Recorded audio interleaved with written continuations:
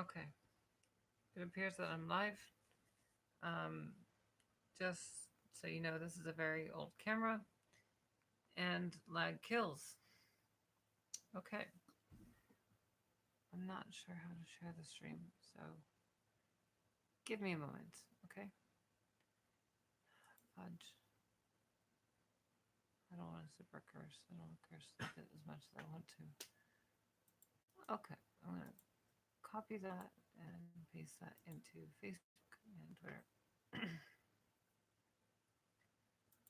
I really, really hate this. This has been driving me crazy.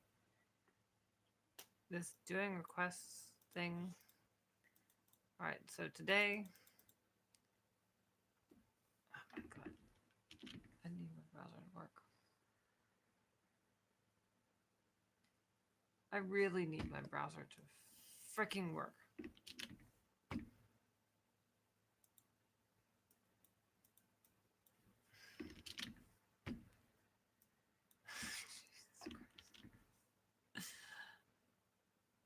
I want to murder. Jesus.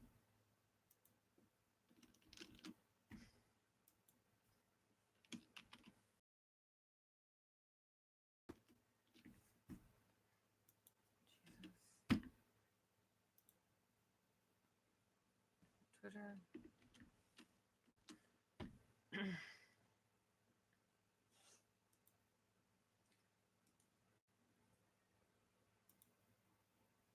And just title that Bad Kills.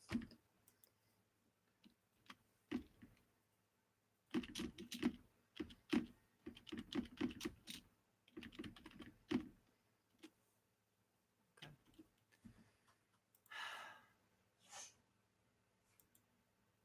All right. Okay, Google. Okay, Google. Jesus, I hate you. All right. I hate technology sometimes. I really, really, really hate it. I really hate my old camera that is obsolete. It is absolute rubbish when it comes to audio and visual. I'm very frustrated. I'm also very frustrated with fucking YouTube and my browser and Facebook because they were all shit for many different reasons. Not the least of which is they contribute to fucking lag. I'm just gonna keep dropping the F bomb. I just know it. I can't stop. I'm frustrated. Everything about this experience has made me angry because it's not streamlined. Everything is just unnecessarily arduous just to get a goddamn book downloaded.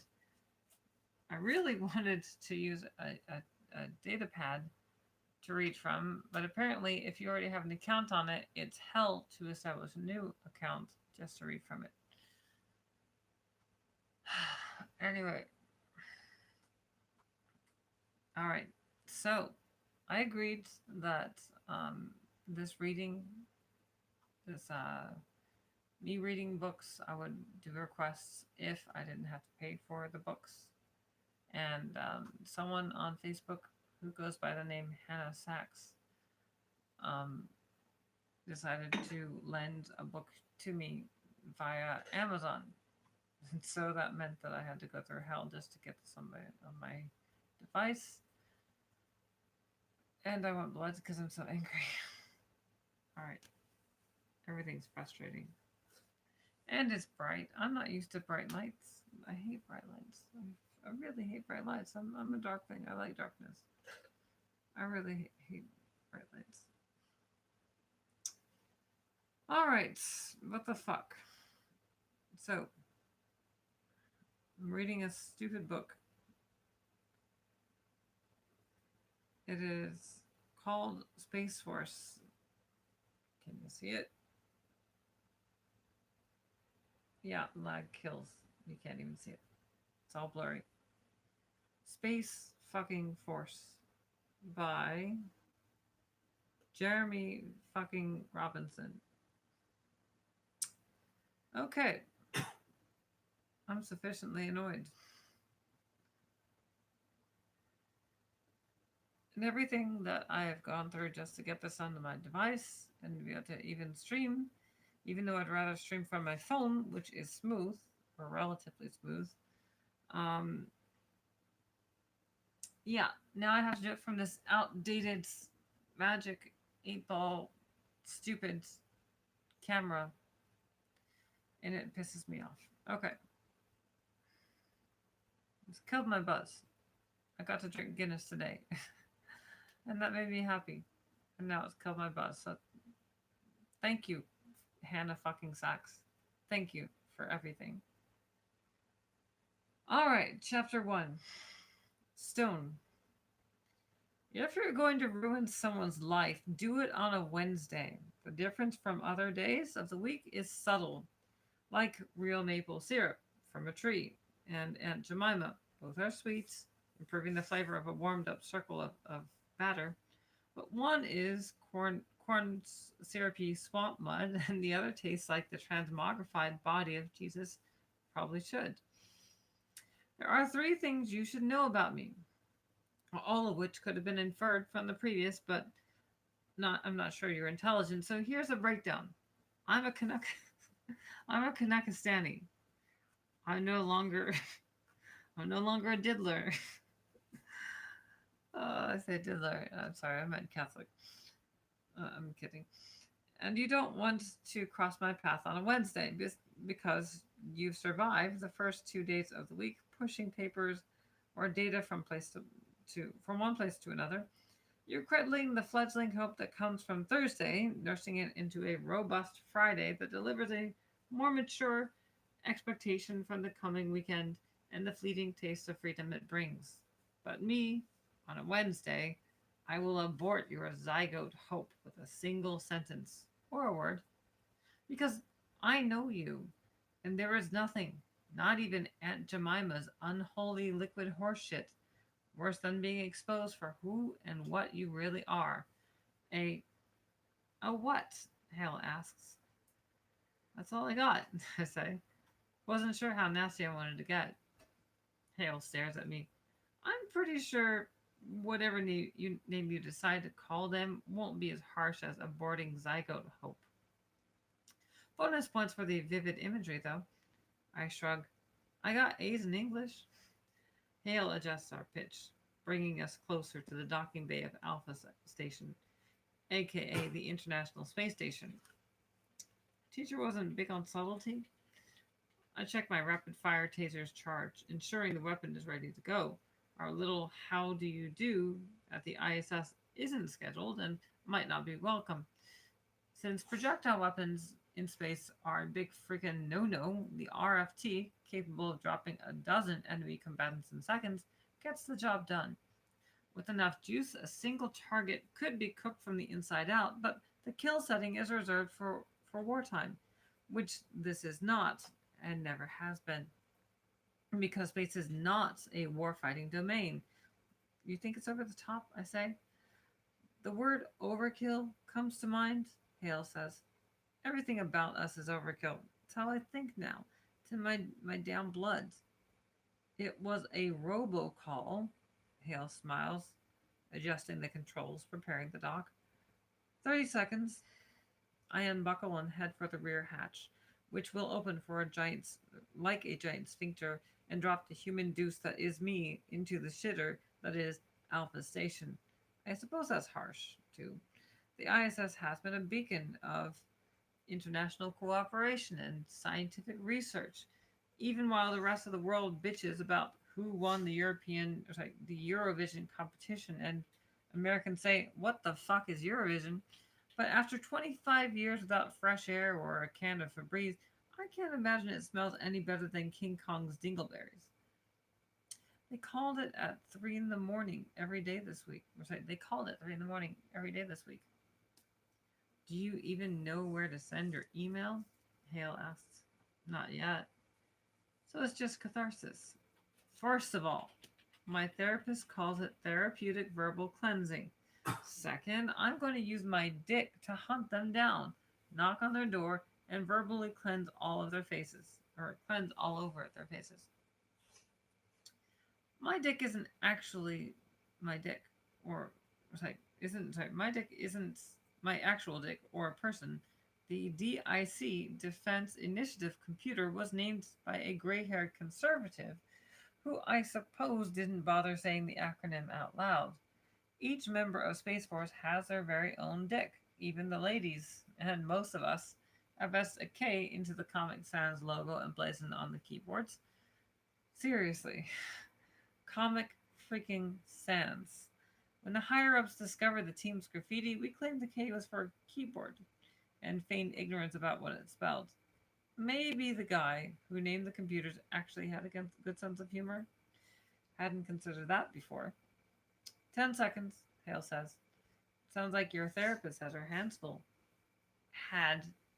It was a long time ago, and she definitely had her hands full.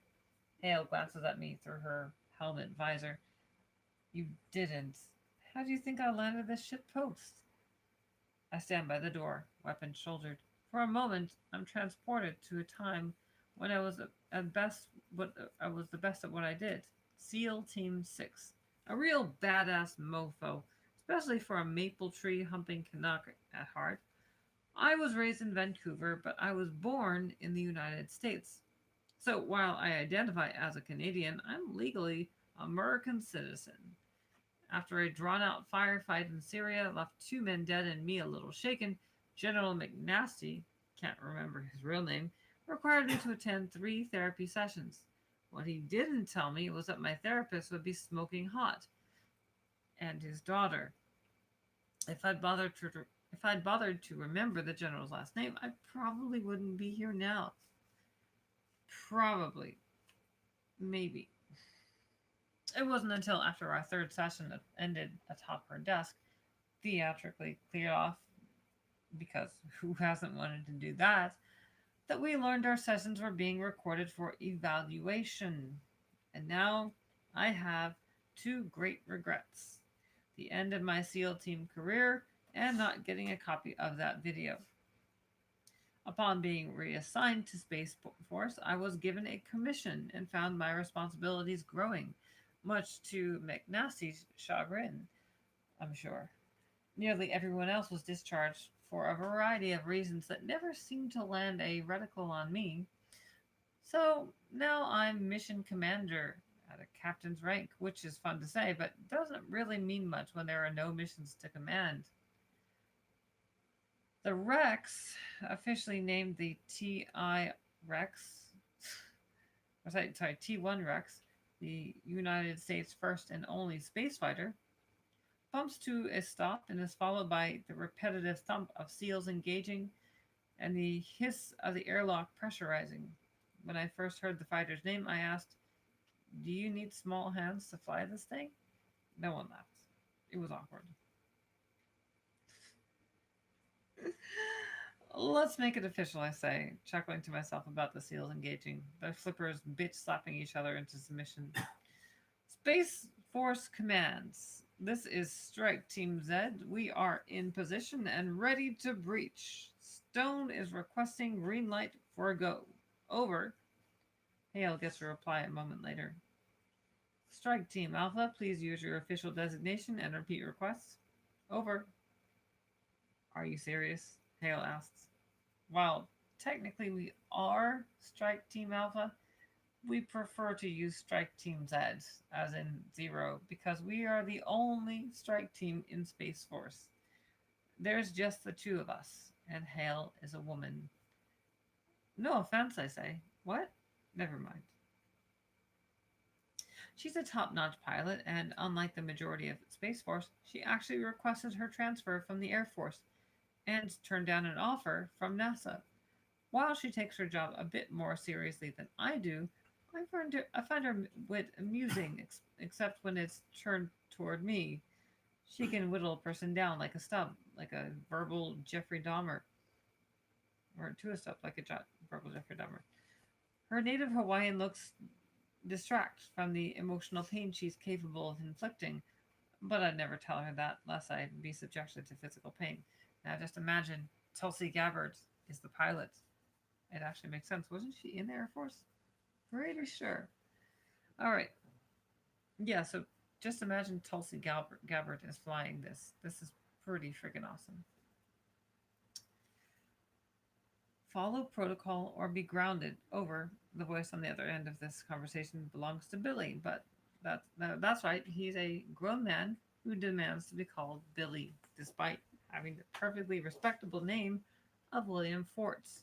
Turns out he'd rather have a dumb sounding name than share a moniker with an actor who tends to play intelligent characters, despite The Last Man on Earth being one of the best shows ever made. Billy could use a call sign or just go by his last name, but nope, Billy. He's on the team because the bug that crawled up his ass gave birth to a xenomorph that's been dancing a jig on his colon since before he was born. His anal retentive tendencies rub a lot of people the wrong way, including Hale. Hale sighs. Space Command, this is Strike Team Eat a Dick, requesting permission to get up all in this business. She gives me a wink. Over, the line goes silent. I smile, picturing Billy's red face. He's probably broken out in a sweat and is now tugging at his Ron Swanson stash like he's done when people vex him. My smile fades in a flash of compassion. Billy's a good guy. He's loyal to the team no matter what, despite his threat to have us grounded. He's just wired differently. Billy comes back on the line. Hale, for the last time, is pronounced Haley. She toggles off the mic. Stupid mainlander. Hey, I protest. Stay out of it.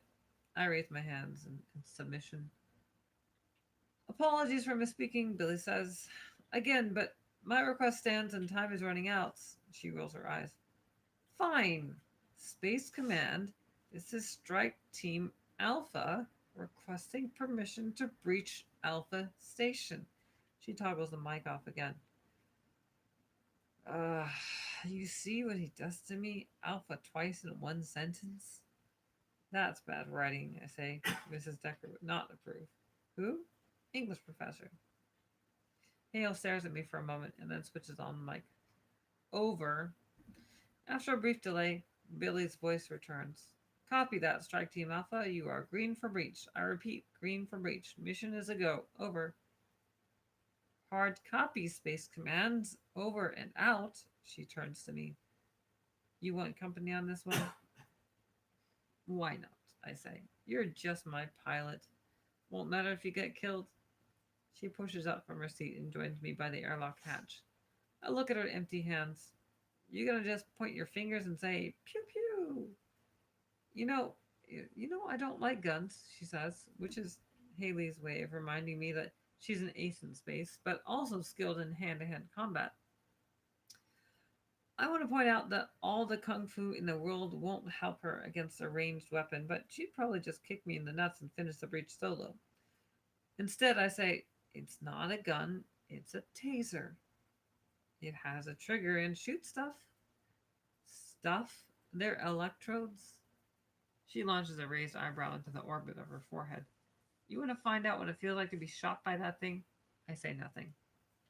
To do so would be to invite a wrath that makes cons look downright tame. She yanks the lever to open the airlock. 8 segments separate, sliding away. It really does look like a robot's asshole, revealing an empty airlock, which was expected. It's always empty. Ladies first, I ask. I'm not being your human shield. Yeah, they might flick paper clips at us. I hear they can be dangerous in 0Gs. I step ahead and clasp the lever to open the second hatch, giving us access to Alpha Station. Why would they have paper clips on the ISS? For paper? I say, duh. Why would they have paper on the ISS? Paper airplanes, obviously. I pull the lever. For fun. I mimic throwing an imaginary plane, whistling as I point out its path through the airlock. Stone? The plane's whistling path fizzles out. What? She points into the ISS. That. When I look forward, all of my good-natured fun disappears faster than the airplane's flight came to an end. 2 men dressed in Chinese battle gear have their weapons leveled at us. I can't ID the rifles, but I have no doubt they fire projectiles, which, again, big no-no in space. I slowly wrapped my finger around the RFT's trigger, hoping no one will notice. I lowered it during our conversation, but I'm a quick draw. A full spray from the hip will take care of those bozos. I just need to keep them distracted long enough. Seriously? I ask. If you fire those things up here, they'll kill us. You'll kill us all. This is hardly realistic. In reply, the two men pull their triggers. The last thing I see before falling back are explosions of red covering Haley's body, and then my own. So that was the end of chapter 1. Did you enjoy it? I don't have any viewers. Of course, you didn't enjoy it. Okay, let's see if this works. Let's try something new. What am I trying? I'm going to try and overload my computer. Okay. How would I do this? Is it possible? I wonder if it's possible for me to go live from Facebook at the same time. I just don't know. Yeah, let's try it.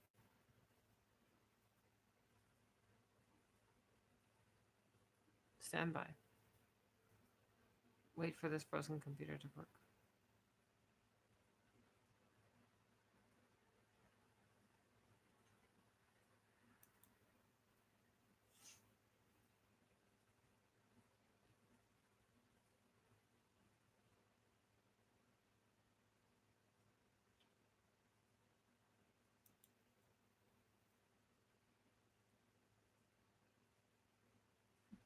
Oh wow, they're close.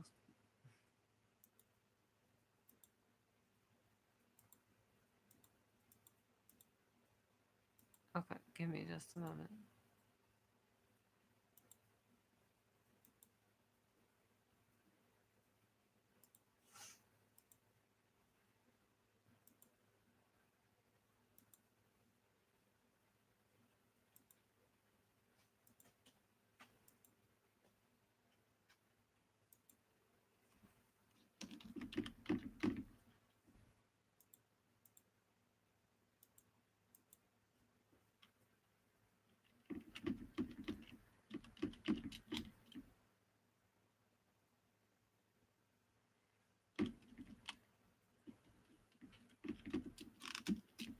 I don't know if I can make this work or not. I want to see if I can.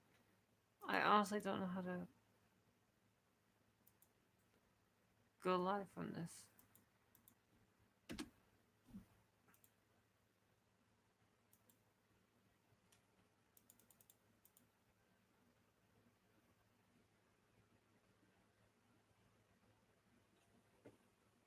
Give me just a moment.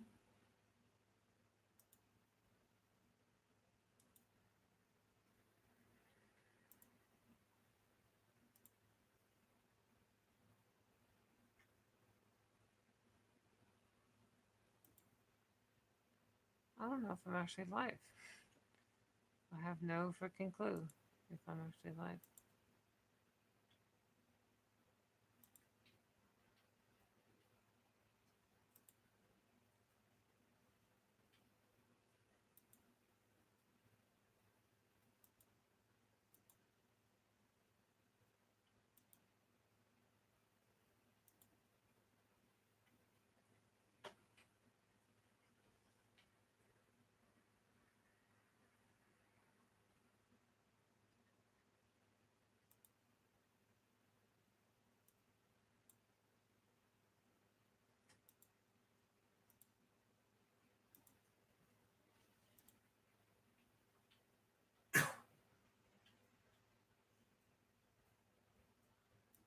I really don't know what I'm doing. Just FYI. I have no clue how to do live stream from a goddamn desktop on goddamn Facebook. So I think I put up false advertising for a stream that I cannot offer via Facebook because fuck that. Okay.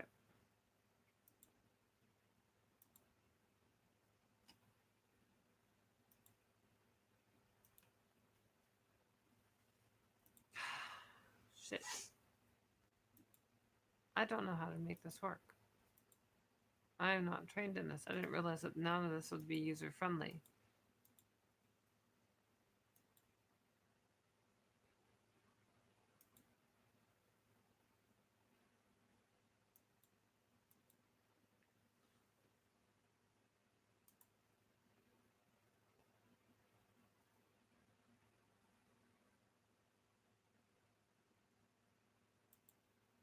How strange.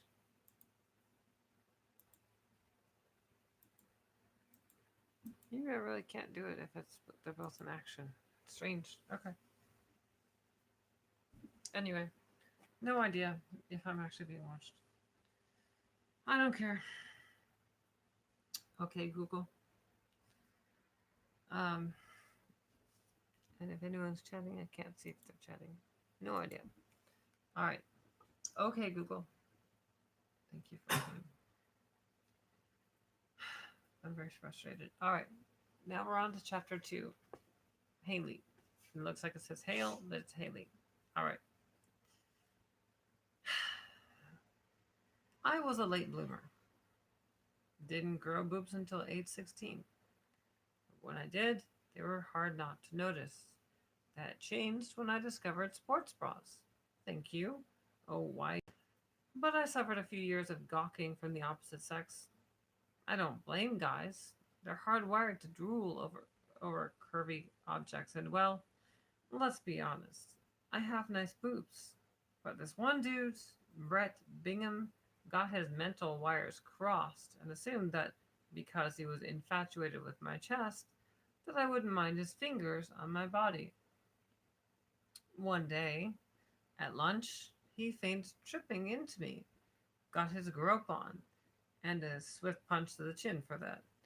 He retaliated by weaponizing a bottle of ketchup, firing beams of red on my chest with laser-like accuracy. The kids watched, stopped, or sorry, the kids watching stopped laughing when I flipped Brett over my back and stomped on and broke his bottle wielding fingers. That was nearly 20 years ago. I'm far more stable now. Mostly. Sort of. You've got to be kidding, I say, sitting up after being driven to the floor like a one legged flamingo who's just had his leg swept by Johnny from Cobra Kai. My irritation is fueled in part by embarrassment. That's coming. But I'm also pissed about being a giant freaking mess. Paintballs? Each of these suits cost $500,000 to produce. More if you include the cost of R&D. Stone sits up beside me, smearing his hand across the face mask to clear the paint. He looks down at his spacesuit, officially called cosmic armor. I shit you not. We just call them spacesuits, but that doesn't change the price tag. Ugh. Stone raises his red arms.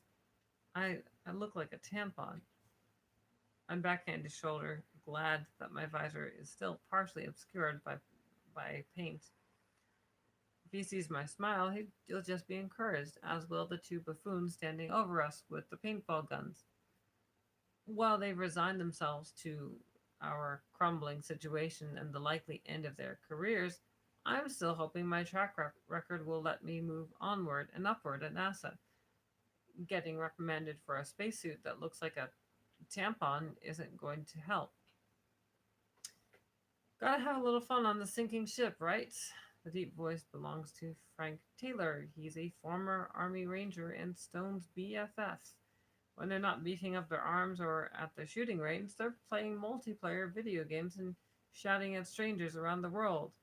On the surface, they're very different. Stone is an athletic, trim white man, privileged. Taylor is a black foot taller with muscles the size of Stone's head, and his job is less glamorous security.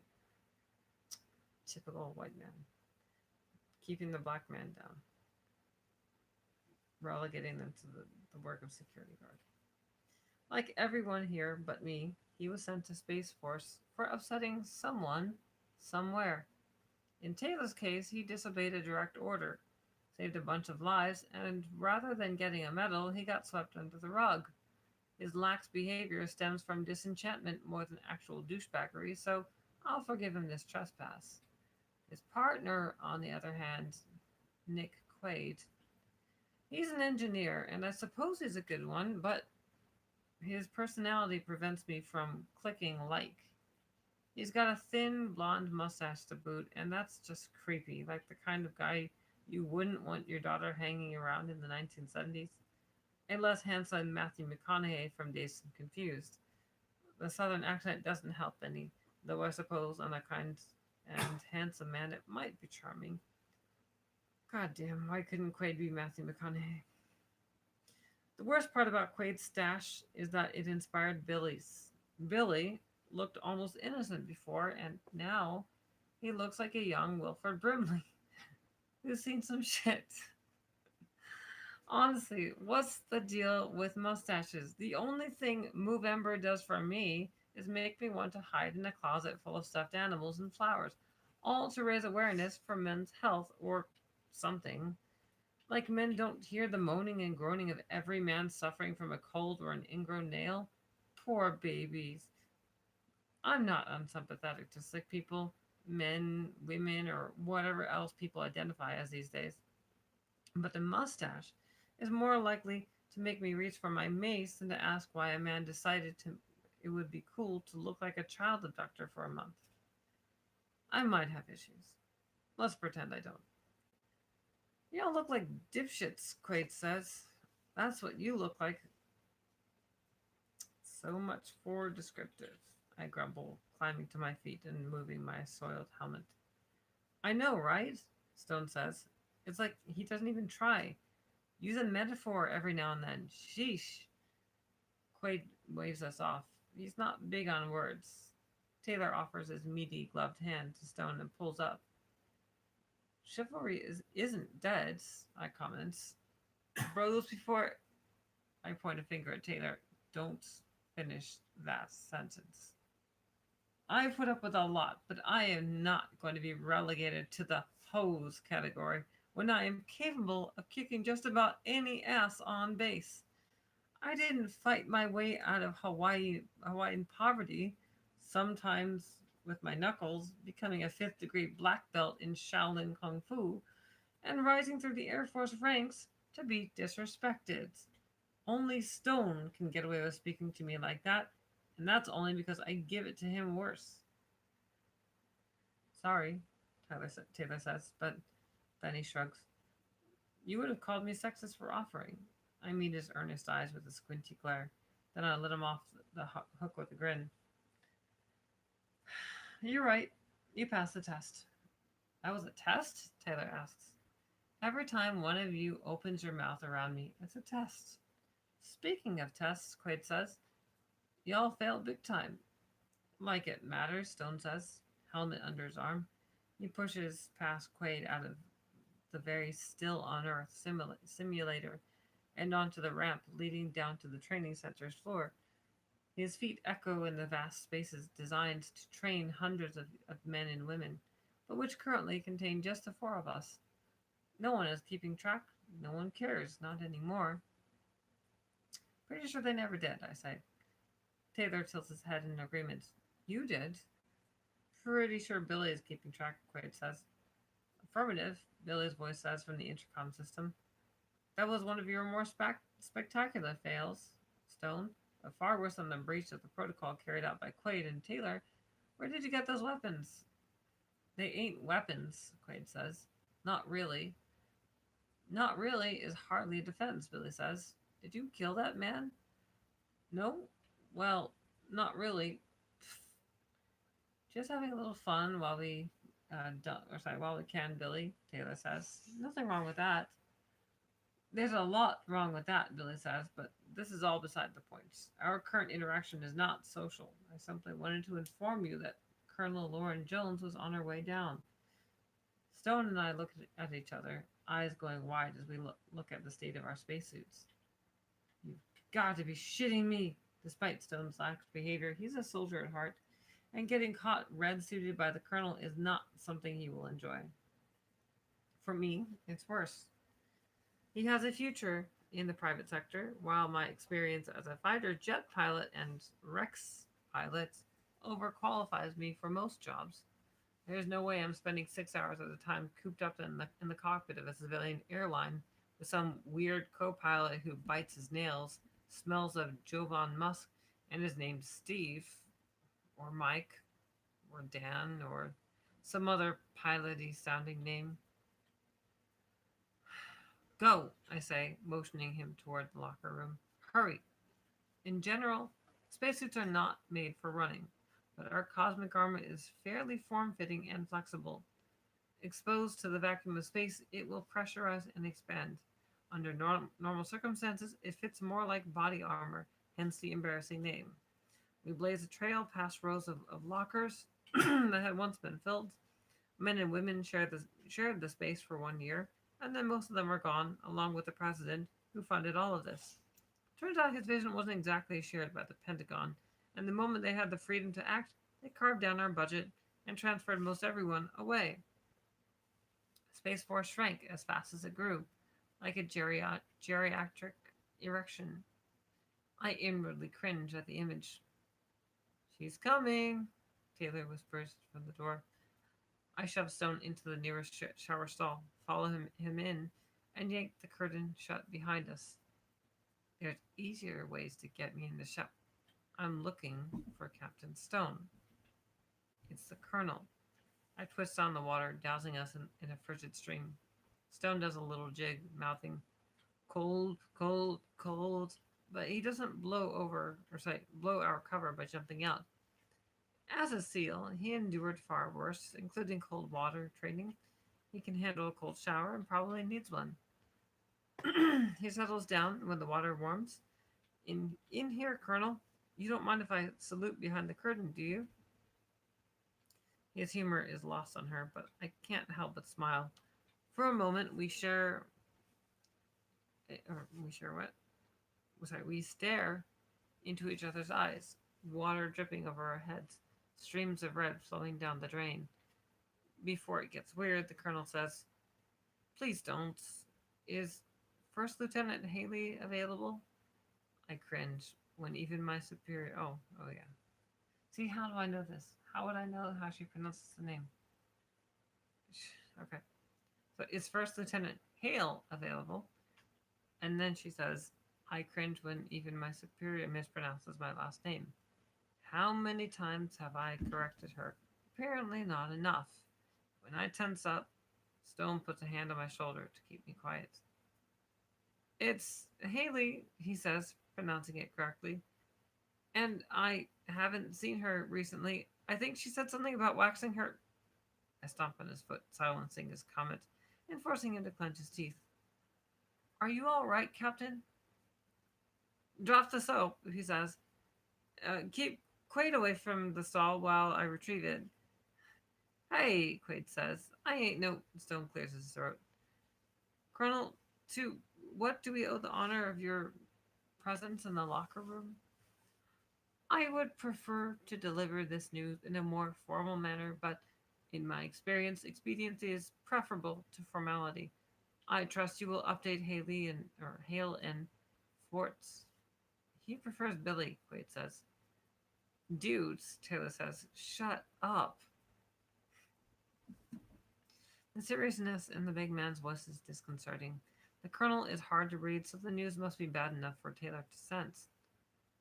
I will make this short and as painless as possible. Then I will retire to my quarters where I will not be disturbed for the remainder of our time here. Remainder of our time, Stone asks. Congress just voted, she says. Space Force has been defunded and disbanded. To recover some of the nation's financial losses, Space Force assets will be divided between the Air Force and NASA starting tomorrow. Anger wells up in my chest. My fists clench with enough force to split an atom. I left the Air Force for this. I gave up NASA. I believed in Space Force, gave everything to my country, and now they just swoop in and take it all away, dooming me to a life with Steve, the pilot? Son of a bitch! My eyes widen in shock. And then the curtain is yanked open, exposing Stone and me holding onto each other, dressed in spacesuits, soaking wet. At least the paint is gone. The colonel eyes us up and down. Her blue uniform, bund hair are impeccable as always, but a frown and a furrowed brow mar her normally calm face. She takes a deep breath and sighs, letting it out slowly. Then she looks at Stone and says, "Be sure to wear your helmet," and yanks the curtain shut.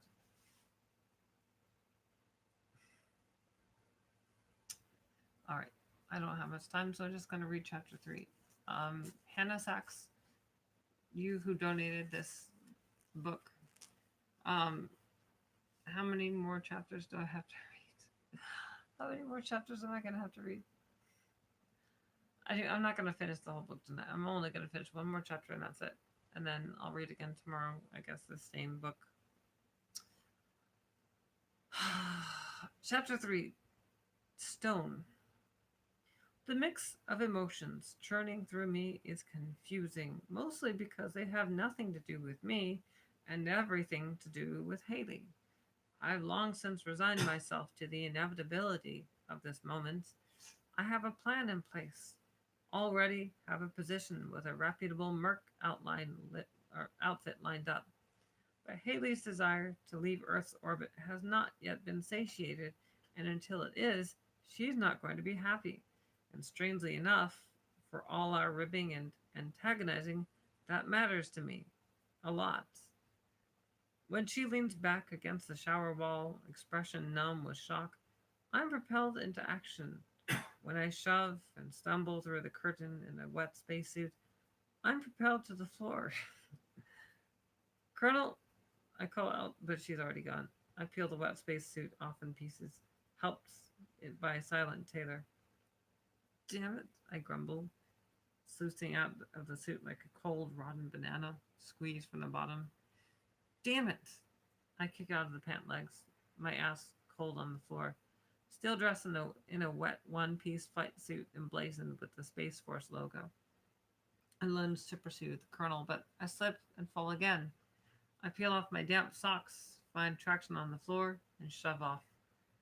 By the time I reach the locker room exit, the door at the far side of the training center is already swinging shut.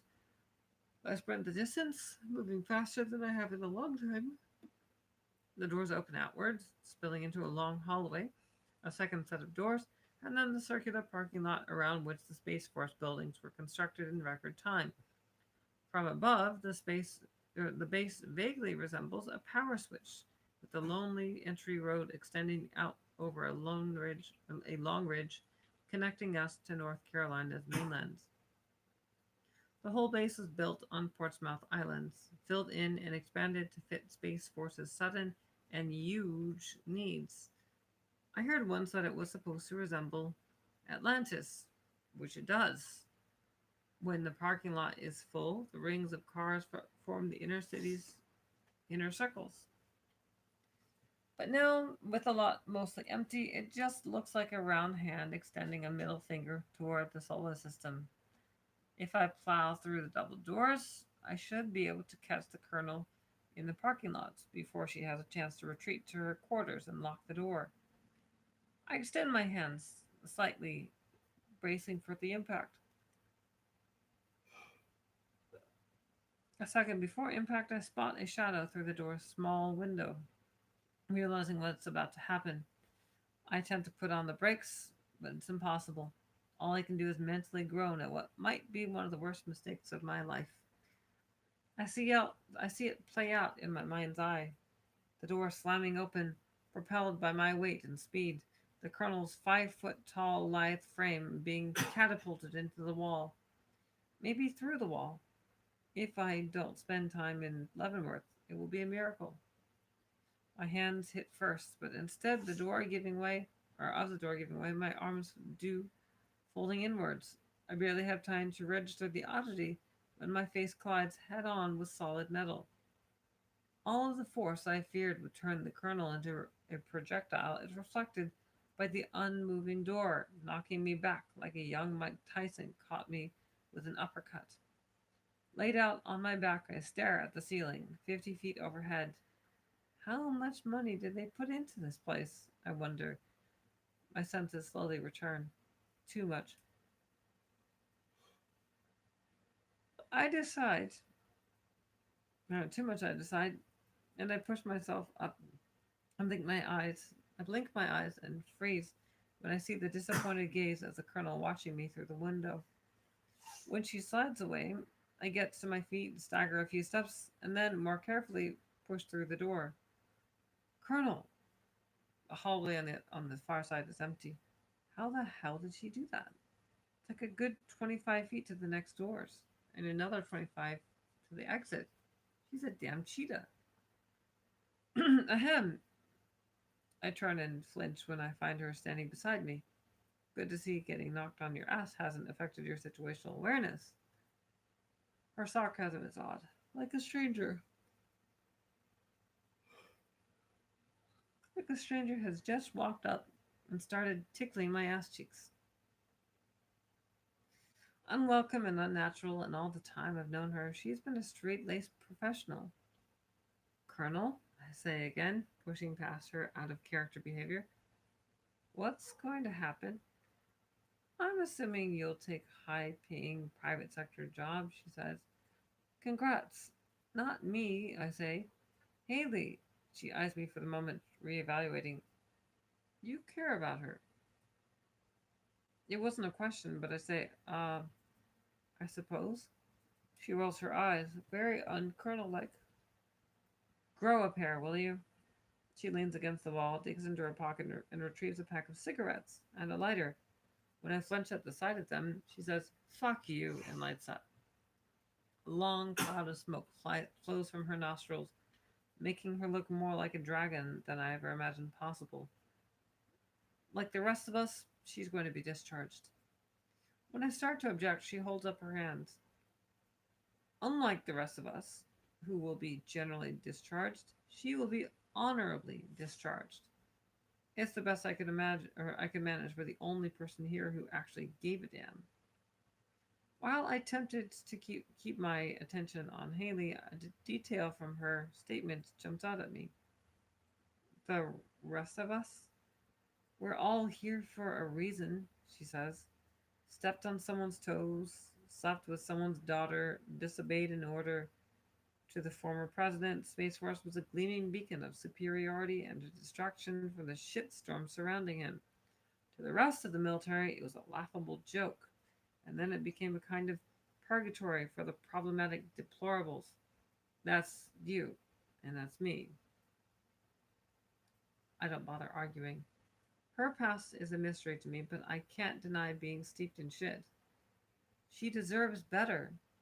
Haley is tainted goods, she says, from hanging around with the likes of you. No offense. She takes a long drag from her cigarette, flicks it on the floor, and crushes it underfoot. But mostly it's because she makes poor choices. I get it, I say. I suck balls. You might suck balls. I'm not privy to your private affairs, but what I meant is is this. She chose to be the butt of a joke, and all this time she was unaware of it. Her naivety to the reality of Space Force isn't commendable, and it's not something anyone wants on their team. She sealed her fate the moment she jumped on a sinking ship while singing Kumbaya and drinking the Kool Aid labeled End of Career Aid or something. I'm staggered by her lack of decorum.